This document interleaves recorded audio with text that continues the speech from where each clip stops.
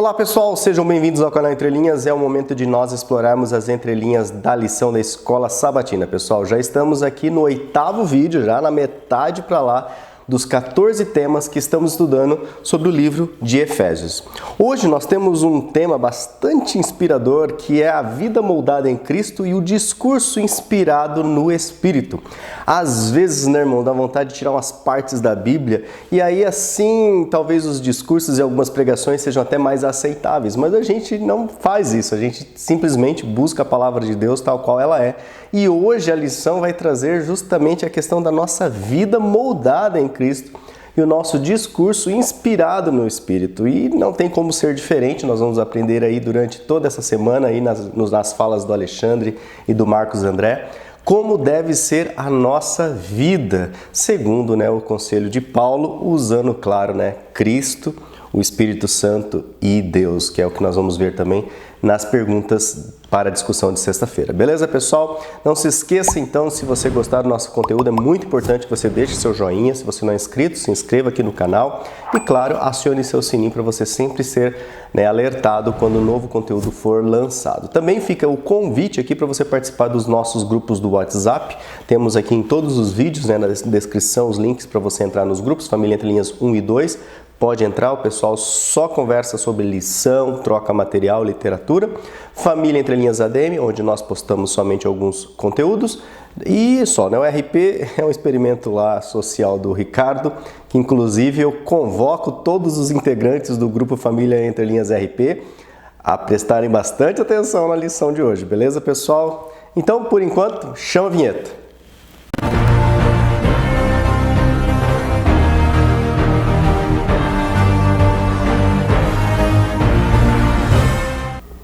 Bom, pessoal, antes de nós entrarmos aqui na nossa doxologia, nesse assunto tão inspirador, né, para alinhar a nossa vida, temos aqui os comentários das entrelinhas, temos as Olimpíadas, aqui os 3 primeiros a comentarem, temos aqui a Lele Mini Gamers, que é o codinome que o YouTube deu para ela, a Valdenice Cerqueira e o Genésio Mioto, os 3 primeiros a comentarem. A Lele, né, diz assim: feliz sábado, eu sou Juliana Amorim, de João Pessoa, Paraíba. Um abraço, então, Juliana, entre lá no YouTube, nas configurações, se você desejar alterar esse seu nickname aqui de Lele para Juliana Amorim. Um abraço para os irmãos também aí de João Pessoa, Paraíba, e muitos que estão recebendo, talvez, aí o print da lição, porque a Juliana, né, assiste, interage com o canal, então o YouTube sugere para os amigos da Ju. Valeu. Valdenice Cerqueira também. Boa tarde, povo lindo de Deus. Obrigado aos pastores virtuais queridos, inteligentes e especiais, que nos ajuda no estudo aqui da lição da maior escola do mundo em estudos da Bíblia. Realmente, a Escola Sabatina é a maior escola bíblica do mundo. Amém. Hashtag volta, Ricardo. É isso aí, pessoal. Volta aí, Ricardo. E o terceiro lugar aqui no nosso pódio, Genésio Mioto. Hoje eu quero falar sobre o Evangelho para a salvação de todos os povos. As pessoas falam muito da volta de Jesus e alguns ainda dizem que Jesus está atrasado para voltar. Eu até quero dizer que Jesus não está atrasado para voltar. Deus tem um tempo determinado que Jesus vai voltar no tempo certo. E alguns ainda dizem que Jesus não voltou ainda porque não estamos preparados. Eu até queria mudar essa frase preparado. Jesus não voltou ainda porque Deus está dando mais uma chance.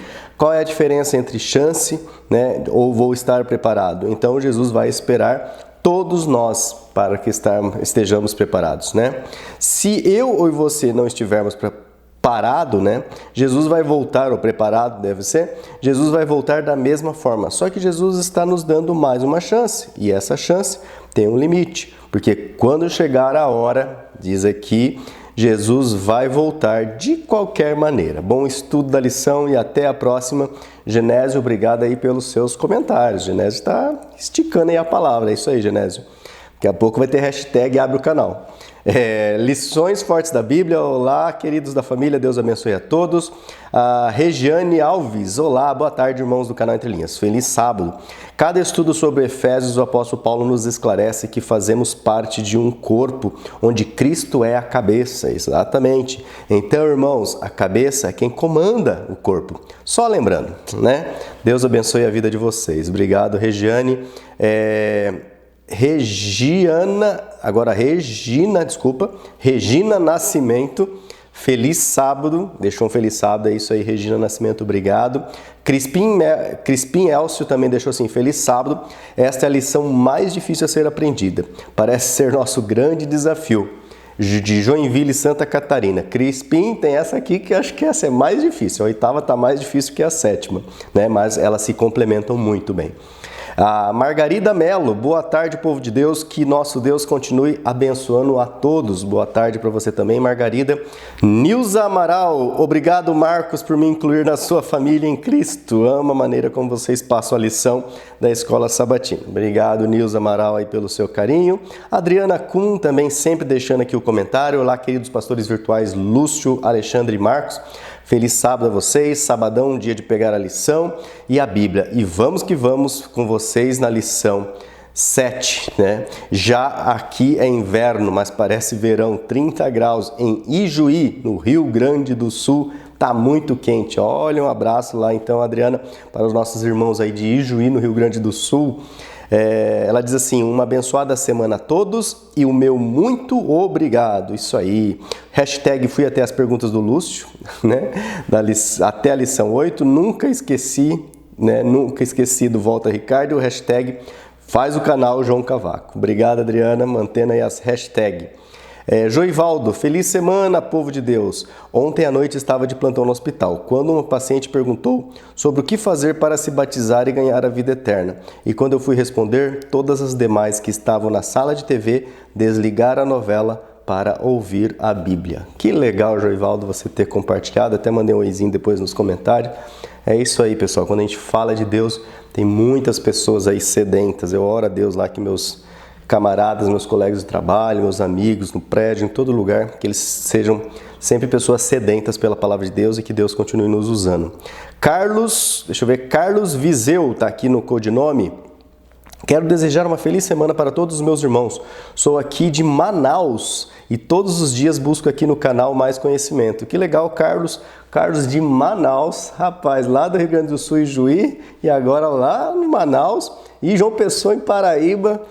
Que obra maravilhosa, né? É um canal aí do YouTube poder alcançar tantas pessoas diferentes e nos unir em um só propósito, né? Que é estudar a palavra de Deus.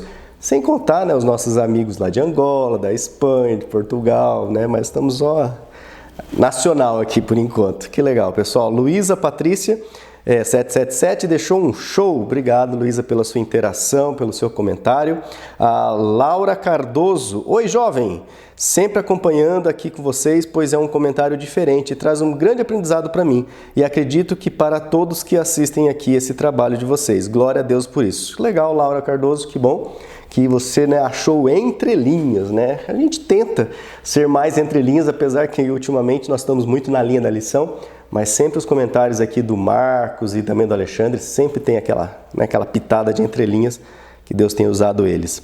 A Maria Feitosa, bom dia, irmãos de Deus, abençoe vocês sempre. A Maria Feitosa deixa um CCC, para quem não conhece, curtido, comentado e compartilhado.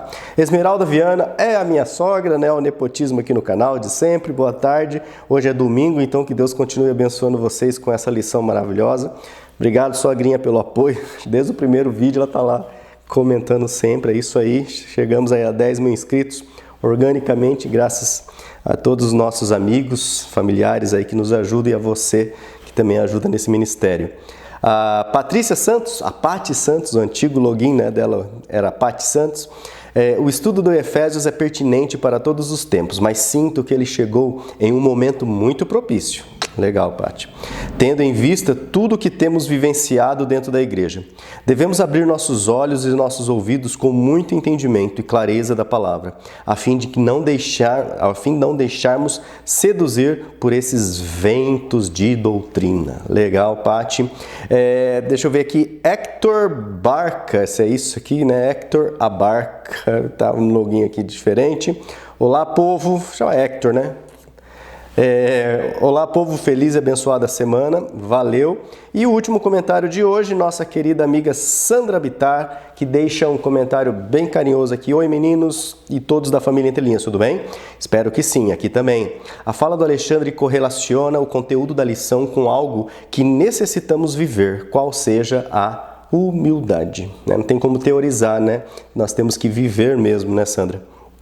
Confesso que também, como o Alexandre, luto com a minha impulsividade em fazer tudo do meu jeito. Para amenizar tal comportamento, é vital ampliar e aprofundar o conhecimento em Cristo. A correlação com as doenças autoimunes, quando um membro do corpo não funciona bem e afeta os demais, foi muito legal. Se acreditamos que a cabeça é vital, como o restante do corpo deve ser, como ele deve agir, devemos ser humildes, amáveis e pacientes. Um dos objetivos é praticar a unidade na diversidade. Hoje vivemos divisões em várias áreas que levam a conflitos e mais divisões, e infelizmente isso ocorre na família, no trabalho e também na igreja.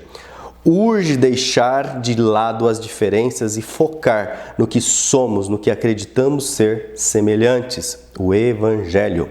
A diversidade é um aspecto notável da criação de Deus, mas como integrar unidade e diversidade? Vale aqui estudar mais um pouco sobre o fruto do Espírito Santo. Outro aspecto é entender a interdependência entre as criaturas de Deus, o que nos leva a exercitar a comunhão e a colaboração um com os outros, reconhecendo que fazemos parte de algo muito maior do que nós pensamos ou que nós imaginamos. Vale resgatar conteúdos já estudados de que não existe desenvolvimento, não existe crescimento espiritual sem um desenvolvimento ou um crescimento emocional. Estudar, conscientizar-se sobre a verdade é um aspecto importantíssimo para o espiritual e para o emocional. Ao entender e admitir que erramos e sentir a necessidade de aprender com os erros, nos auxilia a ouvir outras opiniões, mesmo que não estejam de acordo com as nossas opiniões. Contudo, Marcos nos lembra que mudanças são necessárias, desde que não transgrida os princípios cristãos. Hashtag, fui até o final, volta Ricardo, muito feliz e agradecido com a bênção recebida por estudar e conhecer mais sobre a verdade com a família Entre Linhas. Deus abençoe vocês e os familiares. Um abraço aqui da Sandra Bittar, o comentário na íntegra. Não chegou ainda o comentário do nosso amigo, né? Hashtag faz um canal João Cavaco. Não está aqui, então não vai ficar registrado, infelizmente, né, nesse 8º vídeo. Mas fica um abraço aí para o irmão João Cavaco e a todos vocês que vão comentar depois e eu não vou conseguir ler aqui ao vivo. Mas fica aqui um abraço, o nosso carinho e o nosso reconhecimento, que graças a vocês, né, nós estamos aqui nessa mídia tentando, né, ganhar espaço e levar a palavra de Deus cada vez a mais lugares aí distantes desse planeta. Beleza, pessoal? Bom, mas vamos então à nossa doxologia, vamos começar a estudar sobre esse corpo, né, que nós precisamos ter a vida transformada em Cristo Jesus, que ter o nosso pensamento inspirado pelo Espírito. Vamos, né, que nós possamos pôr muito em prática, porque com certeza nós vamos aprender bastante aí com as falas e com os estudos de hoje, ok? Mas antes de estudarmos, precisamos, claro, né, clamar aí a direção do Espírito Santo, a graça de Deus. Vamos lá orar? Senhor Deus, nosso Pai, nosso Criador, obrigado pelo privilégio que nos dá de estarmos em contato com a Tua Palavra, Senhor. Obrigado pela liberdade que nos dá de estarmos aqui nessa plataforma aberta, levando, ó Pai, esse estudo a todos os cantos, ó Pai, desse planeta, de forma gratuita, de forma sem barreiras, por enquanto, sem censura. Então nos ajude, ó Pai, a gozar desse período de graça e nos prepare para os períodos que virão aí pela frente, como a Tua Palavra diz, Senhor. Continue usando aqui o Alexandre, o Marcos, a mim, para que possamos, principalmente agora, ó Pai, nesse estudo, alinharmos as nossas vidas, ó Pai, segundo a Tua Palavra. Humildemente rogamos em nome de Jesus. Amém, Senhor. Então, chega aí, Alexandre, agora é com você. Olá, amados irmãos. Fica as minhas cordiais saudações para todas vocês. É uma alegria estar aqui no canal Entre Linhas para gravarmos mais uma lição da Escola Sabatina. Estamos estudando uma série de lições sobre o livro de Efésios. Preciso falar para vocês que estou gostando bastante da lição. No meu coração ainda fica a lição de Gálatas e a lição de Romanos, que a gente já estudou no passado. Tem as playlists aí no canal. Até pela dinâmica do nosso estudo, a gente estudando junto no estúdio, o Ricardo presente, mas infelizmente a dinâmica de vida está extremamente corrida, a gente não tem conseguido manter aquele ritmo de gravação que nós gostaríamos, temos gravado separadamente, mas a lição tem sido muito boa, a lição de Efésios tem sido muito boa. Não ocupa o lugar no meu coração da lição de Gálatas e da lição de Romanos, da lição de Atos também, mas tem sido uma lição muito gostosa de estudar, tenho aprendido bastante e espero que vocês estejam aprendendo conosco também. Estamos na lição 8, título dela: Vida moldada em Cristo e discurso inspirado no Espírito. O texto base da lição da semana está lá em Efésios, capítulo 4, versículo 17 até 32. E vocês vão estudar comigo lição de sábado, de domingo e também a de segunda-feira. Lição de sábado a gente começa pelo verso para memorizar, que ninguém memoriza, o verso áureo, né? Ele diz assim, lá em Efésios 4, 22 a 24. Quanto à maneira antiga de viver, vocês foram instruídos a deixar de lado a velha natureza, que se corrompe segundo desejos enganosos, e a se deixar renovar no espírito do entendimento de vocês, e a se revestir da nova natureza, criada segundo Deus, em justiça e retidão, procedentes da verdade. Acho o verso para memorizar um verso muito bonito, gostei da escolha, e é um verso que aborda bem o espírito da lição dessa semana. Para a análise do verso, eu gostaria de destacar aqui alguns aspectos que eu considero que trazem a estrutura narrativa do verso. Primeiro, a forma antiga de viver, deixar de lado a velha natureza. Esse é o processo. E tem uma identificação dessa velha natureza. É uma natureza que se corrompe segundo os nossos desejos enganosos.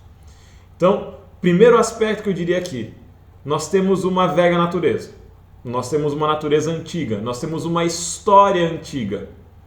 Uma história de antes de conhecer Jesus, uma história afastados de Jesus. Essa história, essa conduta, é uma conduta que nos deixa corromper pelos nossos próprios desejos enganosos. Enganoso é o coração do homem. Agora vem um convite, que é a segunda parte do verso, que fala assim: deixe renovar no espírito e a se revestir da nova natureza, criada segundo Deus, em justiça e retidão, procedentes da verdade. Vamos nessa segunda parte do texto agora. O convite que Paulo faz em Efésios é um convite para uma natureza diferente, para uma vida diferente, para uma existência diferente da existência antiga. Se antes a nossa velha natureza se corrompia segundo os nossos desejos, nós devemos agora nos renovar no espírito do entendimento. Ou seja, é uma renovação que acontece na nossa mente. Nós devemos nos revestir de uma nova natureza. Uma natureza que não é criada segundo os nossos desejos corrompidos, mas natureza que é criada segundo a justiça e a retidão de Deus. Justiça e retidão procedentes da verdade. Um texto muito bonito, um texto interessante e que casa muito bem com a ideia geral da lição e com a história contada ali na lição de sábado. Na lição de sábado vem trazendo a história de José Antônio, um morador de rua da cidade de Palma, Espanha, que aos seus 57 anos apresentava uma aparência decadente, decrépita, uma aparência triste, uma aparência de alguém que vivia sem condições nenhumas de autocuidado. Esse senhor José, ele foi levado para um salão de beleza. O salão de beleza da Salva Garcia. Lá nesse salão de beleza, José ganhou um cuidado, ganhou um carinho. Ele foi lavado, ele tomou banho, ele fez a barba, ele lavou o cabelo foi cortado. Seu José estava apresentável agora. Quando ele se olha no espelho, se emociona e em lágrimas ele diz: esse sou eu? Estou tão diferente, ninguém vai me reconhecer. E depois ele completa: não foi apenas uma mudança de aparência, isso mudou a minha vida. A história do José é usada aqui para ilustrar a história dos nossos novos nascimentos em Cristo. Será que quem te conheceu antes e quem te conheceu depois da sua conversão, assim como as pessoas que conheciam o José antes e depois do seu cuidado, da sua mudança de aparência, elas percebem que você virou uma outra pessoa? Elas te reconhecem por quem você foi? A mudança de José é uma mudança externa, mas que conduziu a uma mudança interna depois. Ele afirmou se tornar uma nova pessoa. A mudança que Cristo opera em nós, ela caminha num sentido diferente. É uma mudança interna que se traduz numa mudança externa depois. Muda o conteúdo para depois mudar a forma. A conversão é um processo de mudança de natureza, de mudança de roupa, de transformação, de mudança de conduta. E a gente vai ver que no contexto de Paulo, no contexto romano, roupa, lá na lição de segunda, quando a gente chegar, significava muita coisa. Vamos para a lição de domingo. A espiral descendente do pecado. A lição de domingo ela vem pedindo uma comparação do texto geral de Efésios 4, 17 a 32 com Colossenses 3, 1 a 17. Na comparação desses dois textos em situações semelhantes, Paulo defendia que os crentes vivessem uma mudança, uma forma diferente. E essa forma diferente de viver incentivaria a unidade da igreja. Que forma de viver era essa? A questão 1 de domingo vem trazendo essa reflexão. Quando a gente vê o texto de Colossenses 3, 1 a 17, eu convido vocês a lerem em casa, quando tiverem tempo e com calma. Nós vemos um processo ali. Primeiro morro para o eu e vivo uma nova vida em Cristo. Esse é o processo de conversão. Abandonar os meus antigos caminhos, abandonar a minha antiga história, me arrepender, morrer para o eu e permitir que Cristo viva em mim uma nova vida. Começa uma nova vida. Em que termos se dá essa nova vida? Na continuidade do texto de Colossenses, vem falando de deixar vícios, deixar pecados para trás e andar em novidade de vida. Então, pera lá, eu morro para o eu e eu sou chamado para uma nova vida em Cristo. Ok, mas essa nova vida em Cristo implica em que eu deixe as coisas do antigo eu. Primeiro acontece a conversão, depois acontece uma mudança de conduta. A mudança de conduta ela acontece depois da conversão. Às vezes a gente confunde, às vezes a gente acha que eu tenho que mudar minha conduta para ser batizado. Eu tenho que mudar minha conduta para me converter. Não! A gente se converte primeiro e depois a gente muda de conduta. Eu morro para o eu vivo uma nova vida em Cristo e agora nessa nova vida eu deixo os vícios, eu deixo o pecado para trás. Eu ando em novidade de vida. Altera-se a minha relação com os outros. O texto de Colossenses vai dizer: não há mais judeu, não há mais gentil, não há mais grego, não há mais cita, ou seja, não importa a sua origem mais. A sua relação com o próximo ela é transformada. E, gente, vamos combinar? Se nós abandonarmos os caminhos maus, se nós deixarmos a prática da iniquidade, se nós vivermos de uma forma diferente, se nós formos nova criatura em Cristo, se o amor de Cristo for implantado no nosso coração, é óbvio que vai mudar a minha relação com os outros. É óbvio que vai mudar a minha forma de interagir com os outros. Eu vou edificar o corpo de Cristo. O corpo de Cristo é uma comunidade que vive de uma forma diferente, com pessoas que vivem de forma diferente e que tem por norte de vida fazer a vontade de Deus, que é o cabeça, Cristo Jesus. Mas o texto segue ainda. O texto de Colossenses 3, de 1 a 17, vai seguir apresentando a ideia de que depois de que a minha relação com os outros é alterada, depois que eu deixo os vícios, depois que eu me converto, em sentido inverso, né? Me converto, deixo os vícios, mudo a conduta, minha relação com os outros é alterada, a percepção que eu tenho de Deus também se altera. A forma como eu me relaciono com Deus se altera. O texto vai dizer, em outros momentos nas Escrituras de Paulo, de que nós chegamos a conhecer, e é desejo dele que nós conheçamos, a estatura, a dimensão, a grandiosidade do amor de Deus. Nosso conhecimento de Deus, nosso relacionamento de Deus se altera para melhor. Nós contemplamos a santidade de Deus, nós contemplamos a nossa necessidade de Deus, mas nos relacionamos com Deus de uma forma mais feliz. Nós temos menos medo, nós nos escondemos menos. Nós não fazemos como Adão e Eva logo depois do pecado, que fugiram de Deus, como Caim logo depois do assassínio que cometeu, que fugiu de Deus. Nós procuramos a Deus porque nós sabemos que nele há redenção, nele há salvação. Só ele tem as palavras da vida. Disse o discípulo para Jesus: para onde iremos? Para onde iremos? Ainda mais agora que nós sabemos quem tu és. Para onde iremos? Nós temos apenas em ti as palavras da vida. Só Jesus tem as palavras da vida. O caminho da conversão, ele envolve uma mudança de vida, uma mudança de relação com o próximo, ele altera a nossa relação com Deus, amplia a nossa consciência de Deus. E o último aspecto do texto de Colossenses 3, 1 a 17, é que ele nos caminha para um caminho de perfeição futura, de aperfeiçoamento futuro, de plenitude futura. É pleno hoje, mas é completo no amanhã.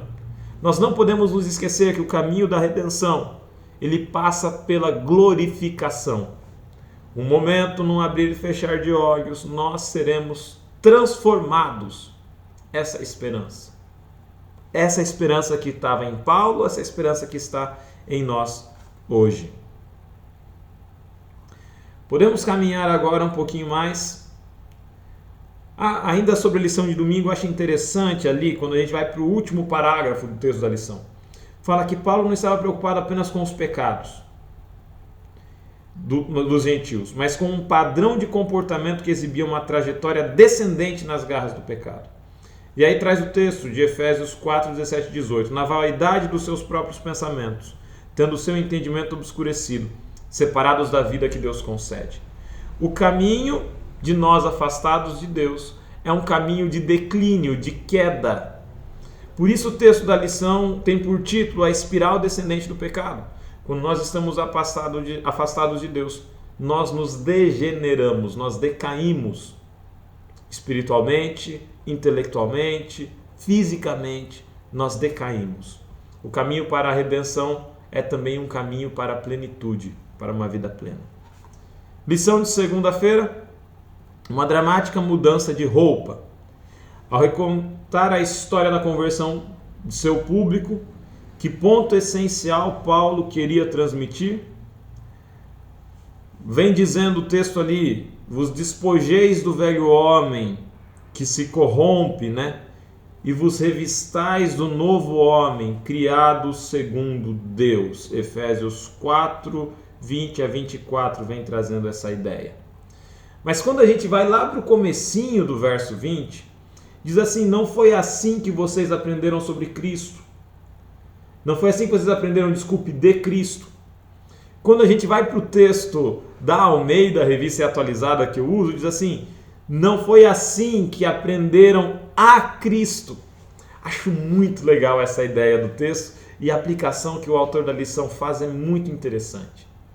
Ele diz que o texto não fala que nós aprendemos de Cristo, que nós aprendemos sobre Cristo, mas fala que nós aprendemos de Cristo. E no texto da minha lição, ainda melhor, fala: não foi assim que aprenderam a Cristo. Espera lá, tem diferença falar que eu aprendi de Cristo, que eu aprendi sobre Cristo, ou que eu aprendi a Cristo?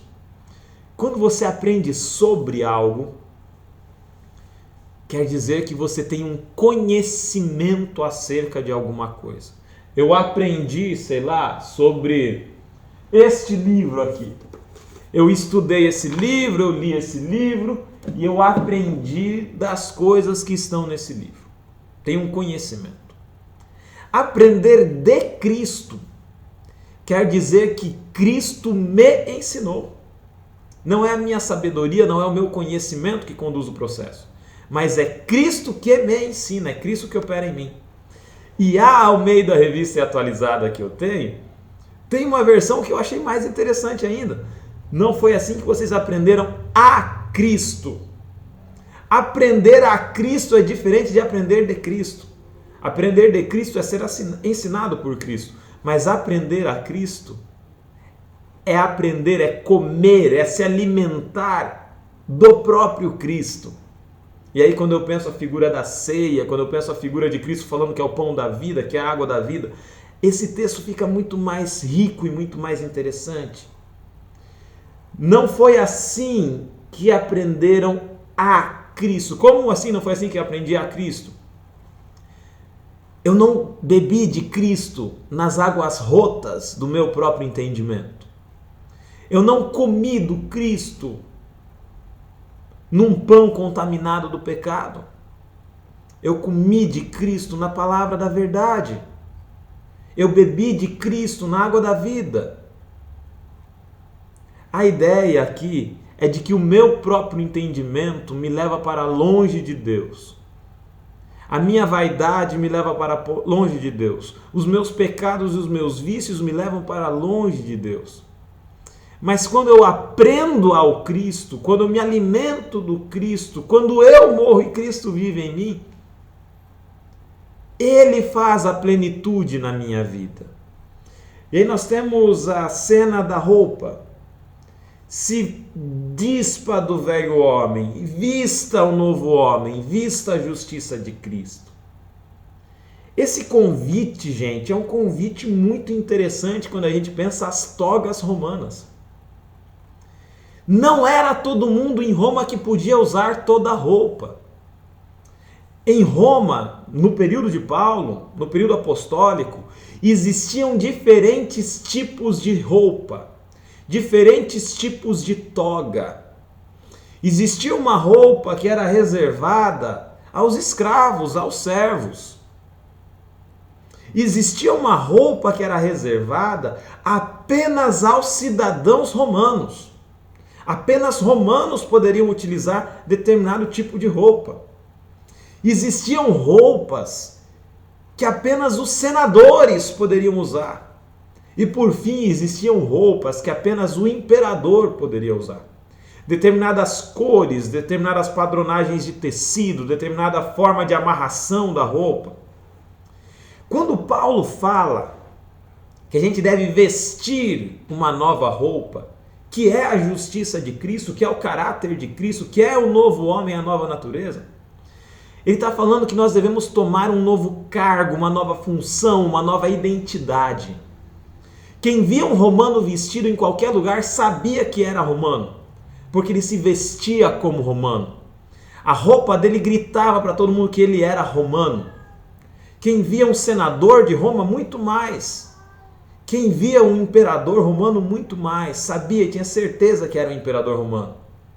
Pois o convite que Paulo está falando aqui é de que nós devemos alterar a nossa conduta de tal forma, tomando sobre nós a natureza de Cristo, que as pessoas olhem para nós e vejam, lá vai um cristão. Ele não está falando de vestes físicas. Ele está falando de um caráter transformado. Nosso caráter deve ser transformado de tal forma, como o mendigo, o seu José Antônio, lá da lição de sábado, de tal forma que quem olhe e nos conhecia antes não nos reconheça mais. Olhe e diga, esse aí é uma nova criatura, é outra pessoa. Trocou de roupa, virou romano, trocou de natureza. Esse é uma mudança dramática, né? Que dá o título ali à lição de segunda-feira. É uma mudança maravilhosa. Para fechar, acho interessante o penúltimo parágrafo, quando Paulo diz que uma adoção de uma vida moldada em Cristo, ela vai requerer 3 processos. Primeiro, deixar de lado, me afastar do antigo modo de vida. Segundo, experimentar uma renovação interior no meu coração. E terceiro, se revestir de um novo padrão de vida, um padrão de vida segundo o coração de Deus. Terminamos a minha participação por aqui. Espero que estejam gostando da lição. Eu estou gostando, mas vocês continuam com o Marcos André agora e a lição de terça-feira. Meu abraço a todos e até a próxima. Tchau, tchau. Olá, você que faz parte da família Entre Linhas. Mais uma vez é uma satisfação estar aqui com você para juntos estudarmos a Palavra de Deus. Estamos estudando nesse trimestre a carta do apóstolo Paulo aos Efésios e hoje, mais especificamente, no capítulo 4, a partir do verso 17 até o verso 32, que é o último verso desse capítulo. Essa parte é uma conclusão do apóstolo Paulo a respeito do que ele falava anteriormente. Ele falava sobre a importância de haver união no corpo de Cristo. É importante que nós estejamos unidos para que o corpo de Cristo esteja saudável, ou seja, membros da igreja devem estar unidos uns aos outros, independente da raça. Ele falou que tanto judeus como gregos agora faziam parte do corpo de Cristo, como independente também das nossas diferenças pessoais que temos uns com os outros. Então o apóstolo Paulo, ao destacar isso, ele passa a falar nesse trecho que nós estamos estudando hoje sobre algo prático, sobre coisas práticas que nós podemos fazer se queremos realmente fazer parte de um corpo saudável. Nós precisamos ter atitudes que sejam semelhantes às atitudes de Cristo. Por isso ele diz que nós devemos tirar a nossa roupa, ou seja, tirar o nosso caráter, a nossa forma de pensar, a nossa forma de agir e vestir a roupa de Cristo. Precisamos tomar posse do manto da justiça de Cristo para que possamos, assim, dar um bom testemunho na sociedade que nós vivemos e também dar um bom testemunho diante do céu. O pastor Amin Rodor tem um livro que ele escreveu a respeito de Jesus e ele fala sobre, e o título do livro é O Incomparável Jesus. Ele fala a respeito disso. Ele fala que Cristo, para ir à cruz, ele vestiu a nossa roupa. Então ele foi cheio de pecado, porque a nossa roupa, né, os nossos atos de justiça, eles são contaminados com o pecado. Nós, por outro lado, para comparecermos diante de Deus, nós vestimos a roupa de Cristo. É como se nós nos disfarçássemos de Jesus para comparecer diante de Deus. Então é um pouco sobre isso que o apóstolo Paulo está falando, para nós nos revestirmos de Cristo, nós termos as mesmas atitudes, os mesmos pensamentos, as mesmas motivações que Cristo tinha. Aqui na parte de terça-feira temos o título Discurso cheio de graça que edifica a unidade. E o autor começa perguntando: qual dos conselhos de Paulo a respeito do uso da fala você considera mais importante e por quê? Bom, aqui o apóstolo Paulo ele fala a respeito de aspectos positivos e negativos. Ele faz uma alternância, né? Por exemplo, ele começa dizendo assim: não mintam uns para os outros, pelo contrário, cada um fale a verdade. E em seguida, ele diz que quando nós mentimos uns para os outros, é como se mentíssemos para nós mesmos, porque nós fazemos parte do mesmo corpo. Então você está mentindo para o seu próprio corpo, mentindo para os seus próprios membros, né?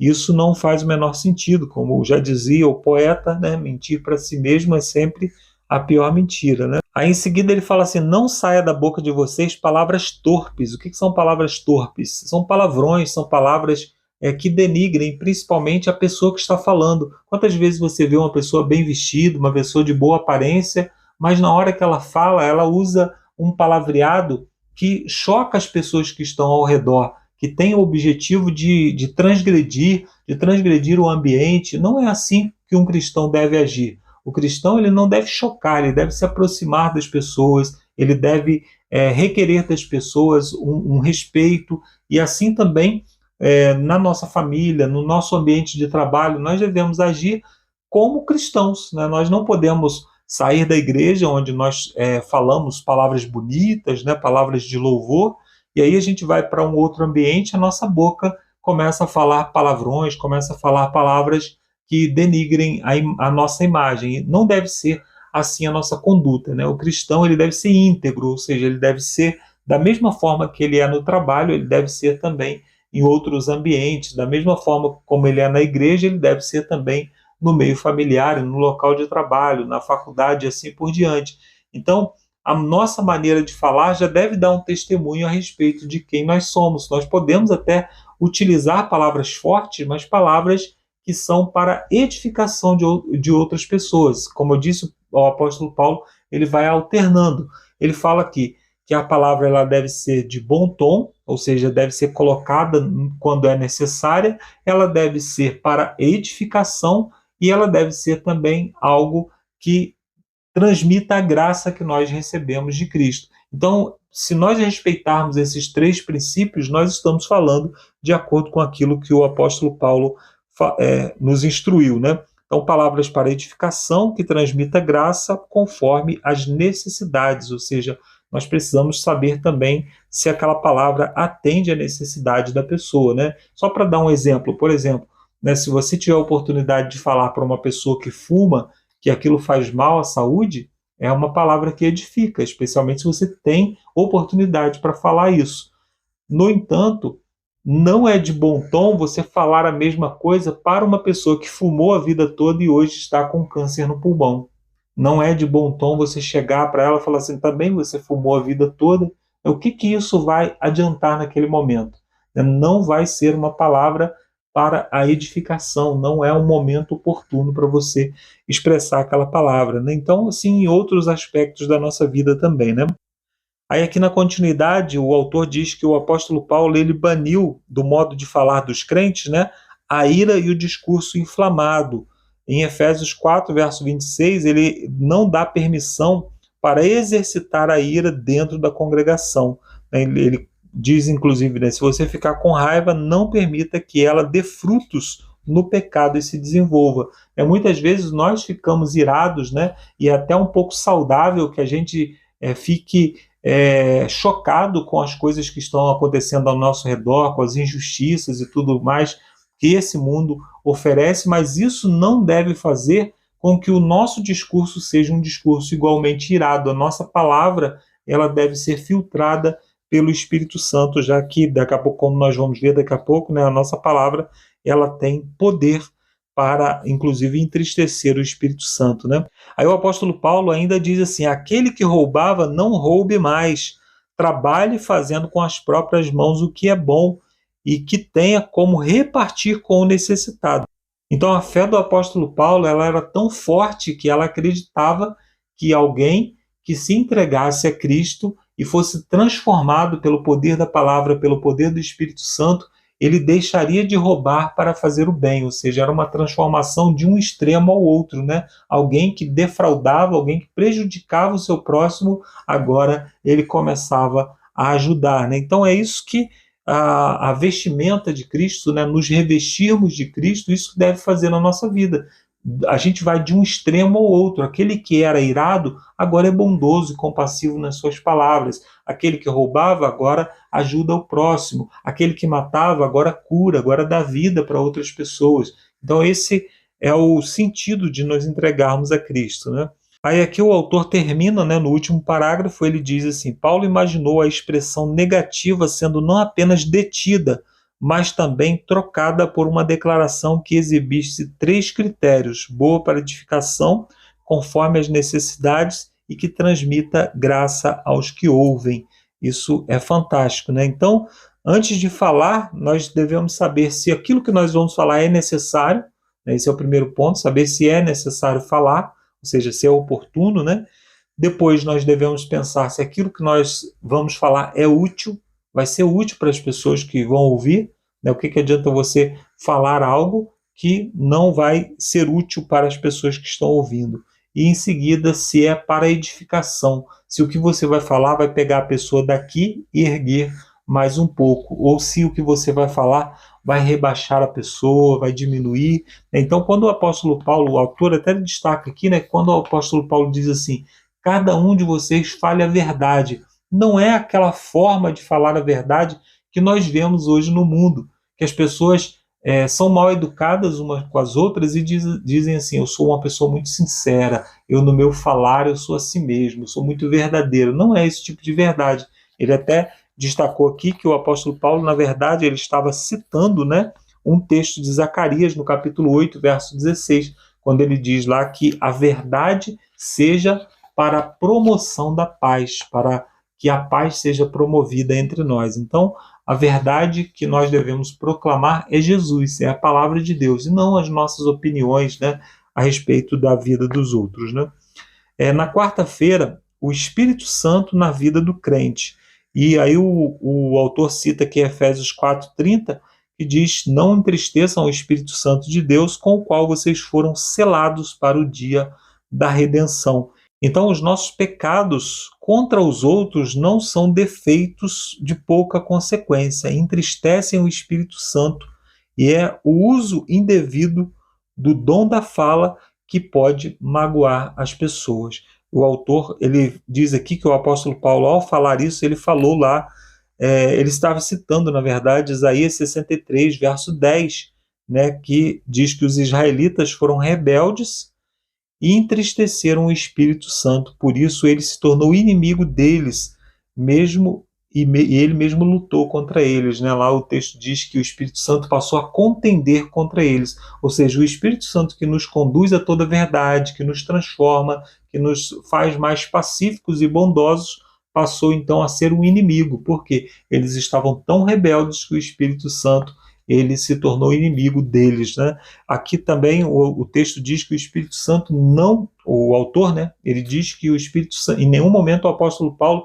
diz que o Espírito Santo se afasta ou que o Espírito Santo se recusa a auxiliar aquelas pessoas, mas o fato de que elas se tornaram rebeldes contra o Espírito Santo, cada vez que o Espírito Santo fala algo para a edificação, para a transformação, isso é visto como um ato de inimizade, como um ato contrário aos desejos pecaminosos das pessoas. Então nós devemos tomar cuidado para não atingirmos esse ponto, que é um ponto muito próximo da blasfêmia contra o Espírito Santo, né, que é o rejeitar completamente o Espírito Santo. Aí diz que Paulo ele destacou a divindade do Espírito Santo e também a sua personalidade, né, que o Espírito Santo é o Espírito Santo de Deus. Nós podemos blasfemar contra o Espírito Santo, né? Por isso o Espírito Santo é divino, já que a blasfêmia é um pecado que só cometemos contra Deus, né? E ele se entristece, o que mostra que o Espírito Santo tem personalidade. Ele é uma pessoa, não uma pessoa como nós, né?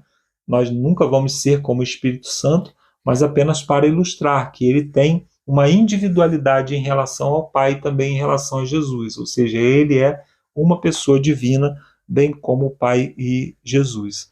E o Espírito Santo vive em contato tão estreito conosco que as nossas ações o afetam, né? Deixam o Espírito Santo triste. Qual deve ser a nossa resposta de fé a essa incrível verdade? Então, se nós cremos que o Espírito Santo habita em nós, que ele está ao nosso lado, está conosco todos os momentos, nós precisamos manifestar nas nossas atitudes, na maneira de falar, na maneira de tratar as pessoas, essa crença, né? A ideia de que o Espírito Santo está sempre presente, ou seja, tudo que nós fazemos na presença de Deus. Devemos nos lembrar de Ananias e Safira, né, que mentiram na presença do Espírito Santo e foram mortos imediatamente. Talvez não aconteça conosco quando nós mentimos, e sempre que mentimos na presença do Espírito Santo, mas isso pode estar entristecendo o Espírito Santo e nos afastando da sua presença, né?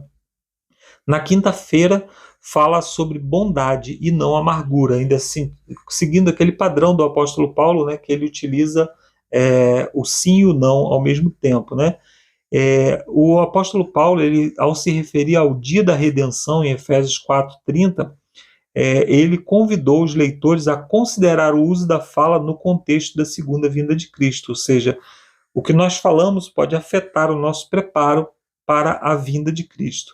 Em Efésios 4, versos 31 e 32, ele aborda o emprego da fala à medida que nos aproximamos desse grande evento.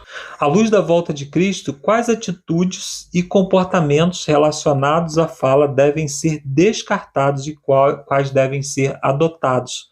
Aí o apóstolo Paulo diz assim, longe de vocês toda amargura, cólera, ira, gritaria, blasfêmia, malícia. Então essas coisas devem ser afastadas de nós. Nós não devemos estar irados, não devemos gritar uns com os outros em tom de briga e coisas desse tipo. Aí ele diz antes, ou seja, não façam isso, mas façam o quê? Sejam bons, compassivos e ofereçam perdão. Ele nos apresentou o padrão. Ele diz que nós devemos perdoar assim como Deus nos perdoou em Cristo Jesus. E o autor diz aqui que Paulo, outra vez, apresentou uma ordem negativa e uma ordem positiva, e uma ordem lógica. Ou seja, não é só você pensar, eu vou procurar fazer o bem. Não, é você fazer o bem como Jesus fez. Eu vou procurar perdoar, perdoar como Deus perdoou, mesmo que você tenha que perder. Jesus Cristo foi entregue pelo Pai para morrer. Olha o custo do perdão. Então, muitas vezes nós queremos perdoar, mas não queremos perder. Perder a discussão, perder algo que nós emprestamos ou demos para alguém e a pessoa se recusou a devolver, né? Então essas coisas elas precisam fazer parte da vida cristã. A perda também faz parte, né? Aliás, a palavra perdão é uma grande perda, né? É um perdão, né?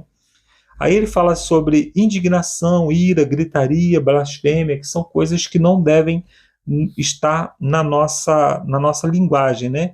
Em essência, Paulo desarmou o discurso cristão, ou seja, o discurso ele não pode estar cheio de armas, ele não pode estar cheio de coisas para ferir o próximo, né? Nós vamos para a batalha apenas com palavras doces, apenas com palavras de edificação.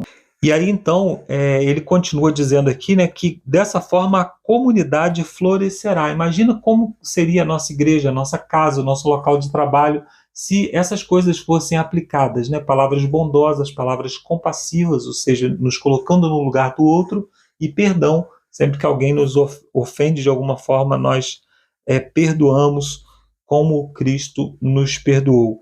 Então deve ser as nossas atitudes, elas devem ser motivadas pela bondade, ternura, perdão, baseado no mais alto padrão de todos, o perdão de Deus. Esse é o conselho do apóstolo Paulo. Então lembrando que esses conselhos do apóstolo Paulo, eles são úteis para a vida cristã, úteis para o nosso dia a dia, mas principalmente eles são úteis para o assunto sobre o qual o apóstolo Paulo está falando, a união na igreja, a união no nosso lar. Se nós queremos que a nossa igreja seja um pedacinho do céu, nós teremos que trazer o céu para dentro da nossa igreja. E o céu é um local de perdão, é um local de louvor a Deus, é um local onde as palavras rudes não acontecem. Então nós precisamos trazer. Se nós queremos que o nosso lar seja um pedacinho do céu, a mesma forma, nós temos que nos conduzir dentro do nosso lar. Então essas coisas elas precisam fazer parte da vida do cristão, não só na igreja, que é o conselho do apóstolo Paulo aqui, mas em todos os lugares. Afinal, todos os lugares onde nós vamos, nós somos templo do Espírito Santo e nos manifestamos sempre na presença do Espírito Santo. Cada ato, cada palavra, cada conduta nossa é sempre feita na presença do Espírito Santo, né? Então que Deus nos abençoe. Eu termino aqui essa minha participação e agora você fica com o Lúcio com as perguntas de sexta-feira. Um abraço e até a semana que vem com mais um estudo da Palavra de Deus. Valeu, Marcos, pelas suas palavras, pelo seu compromisso, aí, pelo seu companheirismo nesse ministério. Graças a você estamos aí ainda em 3, mesmo com o Ricardo meio de férias. Estamos aí, Alexandre, o Marcos e eu, caminhando aí nesse caminho com Cristo. Obrigado também ao Alexandre, que graças a Deus está animado, sempre aí trazendo essas falas inspiradoras, principalmente no tema de hoje, que nós possamos colocar em prática cada lição aqui meditada. E por último, pessoal, hoje é bem curtinho aqui no estudo adicional de sexta-feira, as perguntas para consideração. Fica mais uma tarefa de casa, para quem tem o nosso guia aqui. A primeira pergunta vai falar sobre, reveja as 11 vezes em Efésios em que Paulo descreve os 3 membros da divindade trabalhando juntos para a salvação da humanidade. E aí tem lá em Efésios 1, Efésios 2, Efésios 3, Efésios 4, Efésios 5, Efésios 6, vários trechos em que você vai observar que sempre Paulo está citando aí os 3 membros da divindade. E a pergunta é, o que essa ênfase ensina sobre a divindade? O que ela nos ensina? Observando essas 11 citações de Paulo, você vai perceber que ele sempre coloca como a promessa de Cristo, o exemplo de Cristo, a ação de Cristo. Ele sempre cita a questão da direção do Espírito Santo, da instrução do Espírito Santo, da inspiração do Espírito Santo. Ele sempre vai falar também sobre a graça de Deus, a promessa de Deus, a misericórdia de Deus. Então você vê o papel de cada um né, no plano de salvação do ser humano, né? Quando Cristo veio, se fez carne, habitou entre nós, pagou o preço do pecado e Ele nos deixou o exemplo de vida que nós aprendemos hoje, né? Como viver realmente, sem ficar dando desculpa, mas eu não sou perfeito. Tudo bem, ninguém é, mas nós estamos numa escadinha aí, precisamos buscar sim, né, a perfeição que Deus espera de nós, né? E Ele sempre fala sobre, né, como o nosso Deus, a justiça divina, como Deus age no seu plano eterno de misericórdia e graça, e por isso que Deus fala, né, Jesus mesmo fala, né, quando pergunta sobre o dia que Ele vai voltar, Ele fala assim, só Deus sabe, e Ele fala assim, olha, buscai ao Deus do céu. Então você vê como é essa interação, e Jesus falando também, né, quando eu vou, virá outro no meu lugar para nos orientar, o Divino Espírito Santo. Então nós vemos aí que os três membros, né, a Trindade, tem um único só objetivo, que é buscar a salvação do ser humano, né? Que a gente possa usufruir, né, desse Deus maravilhoso que nos perdoa em Cristo Jesus, que nos dá a graça e a promessa aí da vida eterna, e mais do que isso, nos providencia o Espírito Santo para atuar diretamente em nossa mente, para que a gente possa ser guiado e direcionado segundo os bons planos que Ele tem em nossas vidas, né, pessoal? E segunda questão aqui é: o conselho sobre o discurso cristão se aplica na era da comunicação mediada por computador, muitas vezes usadas para cyberbullying e difamação? Se nós pegarmos lá o conselho sobre o discurso cristão, que é o conselho que está lá em Efésios 4, 25 a 32, onde Paulo fala para que você não minta, para que você não roube, para que você não levante falso testemunho, para que você não fale, tenha palavras ruins, mas será que isso se aplica, pessoal, como diz a pergunta aqui, na era da comunicação mediada por computador? E aí, por isso eu fiz o chamado lá no início, né, para os irmãozinhos do grupo Famílias Entre Linhas RP e por todos que acessam as redes sociais. Irmãos, depois da lição de hoje, né, eu acho que a nossa vida tem que ser mudada, a nossa atitude tem que sofrer uma alteração. Porque nós devemos colocar em prática as pequenas lições, para que Deus até nos dê lições mais complexas, que a gente possa ir galgando, né, novos patamares aí na vida cristã, porque a gente não se acomode, né, para ficar lá com leitinho toda hora e, né, como diz assim, eu nasci assim, eu vou ser sempre assim, né? Então que a gente possa realmente colocar em prática cada liçãozinha aí, cada um sabe onde o calcanhar de Aquiles aperta, né, pessoal? Mas que a gente possa aí colocar em prática, principalmente nas redes sociais, nessa comunicação aqui mediada por computador. E o desafio que eu faço assim é, pessoal, se você tá, né, a lição fala, não lembro qual dia agora, né, sobre você ter palavras que realmente construam e não destruam, mas olha só, se você vai, por exemplo, fazer um comentário na rede social, você vai gastar o seu precioso tempo de graça que Deus lhe concede para falar algo destrutivo, sabe? Então reflita bem, porque hoje nas redes sociais o que mais gera views, o que mais gera engajamento é justamente coisas ruins, coisas más, né? Toda aquela nojeira da TV, né, que nós tínhamos, aqueles jornais sangrentos, hoje nós temos nas mídias sociais, né? Você recebe aquelas fotos de acidente, de coisas ruins.